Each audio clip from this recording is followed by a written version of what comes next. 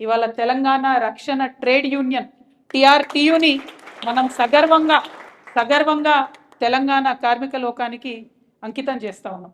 ఎందుకు నిజానికి ఒకసారి మనం మనుషులుగా ఆలోచిద్దాం. కార్మికులు ఇవన్నీ పక్కన పెట్టి ఎందుకోసం మాట్లాడాలి, ఎందుకోసం కార్మికుల గురించి పొలిటికల్ పార్టీస్ మాట్లాడాలి, ఏం అవసరం ఉన్నది?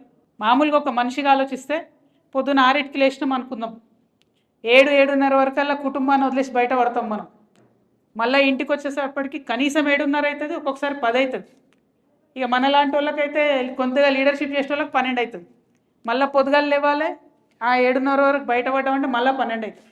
అంటే ఒక మనిషి జీవితంలో ప్రతి రోజులో 24 గంటలు ఉంటే 18-19 గంటలు తన పనికే అంకితమై పనిచేస్తున్న సమయం ఇది. ప్రపంచమంతా కూడా అదే జరుగుతుంది.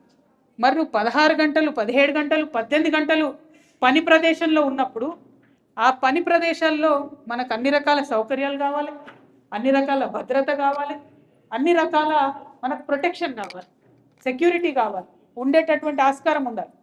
ఉదాహరణకు ఆడపిల్లలు చాలామంది పనిచేసేటటువంటి ఫ్యాక్టరీలో ఖచ్చితంగా చంటి పిల్లలకు సంబంధించినటువంటి ఏర్పాట్లు అక్కడ ఉండాలి. ఉంటేనే పని కరెక్ట్ చేయగలుగుతారు. ఒక పక్క ఇంటికాడ పిల్లల మీద గుంజుతుంటే ఇక్కడ పని ఏమంటే చేసే పరిస్థితి ఉండదు.